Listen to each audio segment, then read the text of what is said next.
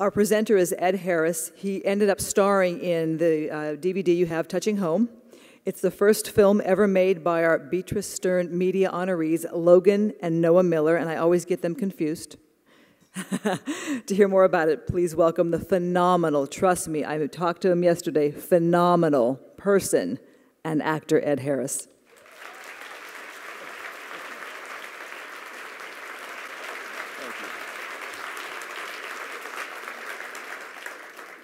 Thank you, Christine. And it's indeed a pleasure and honor to be here today. You know, I've known Kita off and on. Well, really, I've known her for years, but I hadn't seen her in a long, long time. And every year she's asked me if I would participate in this event, and I've always been busy. And this year she asked if I would introduce the Miller brothers, who I had worked with, and I was available, and I said sure. And I had occasion to go to the place, to the clinic on Sepulveda yesterday for the first time and took part in a roundtable discussion.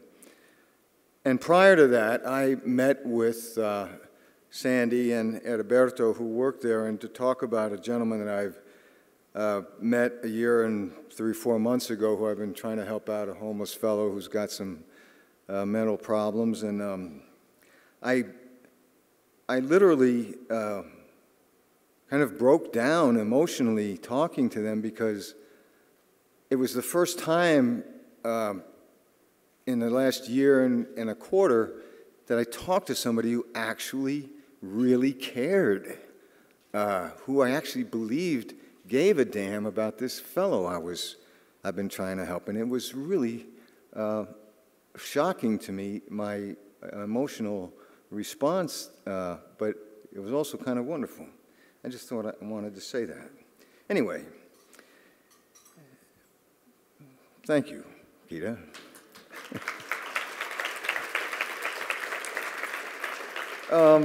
Everyone who has heard about these gentlemen I'm about to introduce wants to know how two guys who'd never acted or even made a short film or whatever had got me into their movie. Which they wrote, and they also were planning to direct and play themselves in.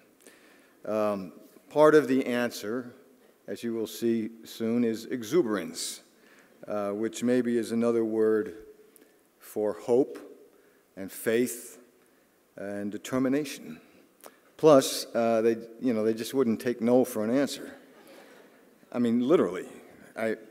I met them up in San Francisco after they insisted upon seeing me. It's a long story. They actually wrote a book about it called Either You're In or You're in the Way, which was published by HarperCollins, which is a pretty great read.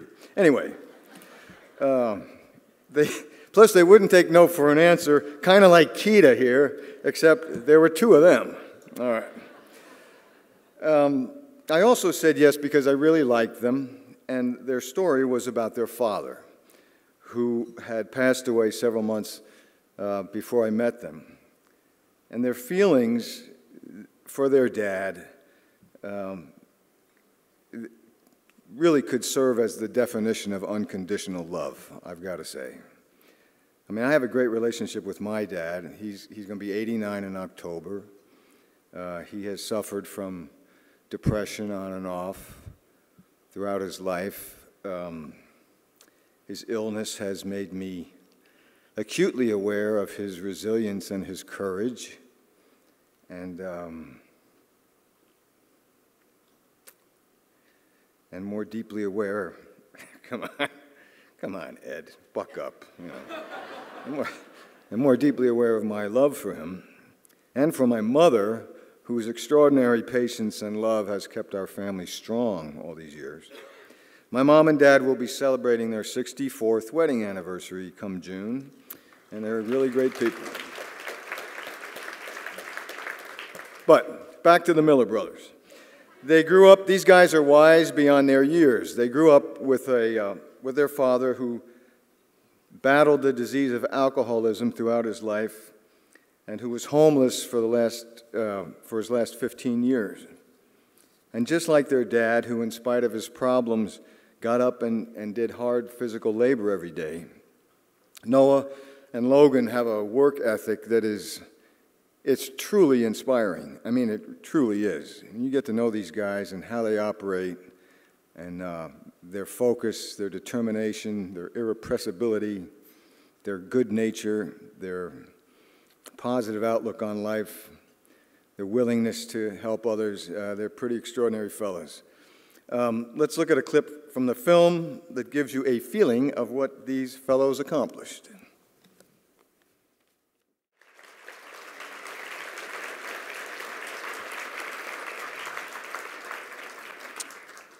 You all have a DVD of the movie, so I hope you enjoy it. I hope you get a chance to see it. Ladies and gentlemen, Noah and Logan Miller.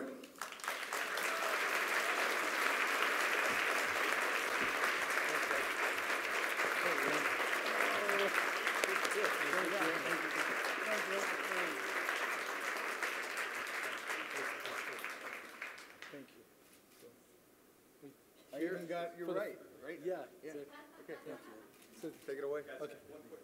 Okay. I feel like the room got quiet all of a sudden. All right. Say something good. Okay, yeah. So, yeah, well, we tried writing the speech, threw it away, and then tried to write another one, threw that away, because coordinating the two brains is... We tried it before and it just doesn't work. So and there's not much inner space here, so yeah. It's like we share this brain, and it's not. We'd actually be a good sort of pilot study. Yeah, it would. 51% of brain, 51% of brain, and then if you combine them, that makes about 96. Hey, oh yeah, weren't that good as students, but anyways, I thought it was funny. So we just like to start by thanking Didi Hirsch and everyone in the room here for showing compassion for people, especially all of you here are demonstrating that there's a need to help people that are suffering more than yourselves. And our father, like Ed said, he was homeless for the last 15 years of his life, and he ended up passing away in jail. And we wrote a movie about it, and we just wanted to tell his story and our story. And it's we wanted to do something positive with his tragedy. We didn't expect things like this to happen. We just really out of the grief and there's a lot of, as many of you in this room are aware of, there was a lot of shame and a lot of guilt and a lot of pain that we had because of our father's illness, and it was very tough for us to see our dad, who we loved as much as everybody in this room loved their dad. Sometimes people didn't treat him so nicely. It was very easy to dismiss our father as a drunk.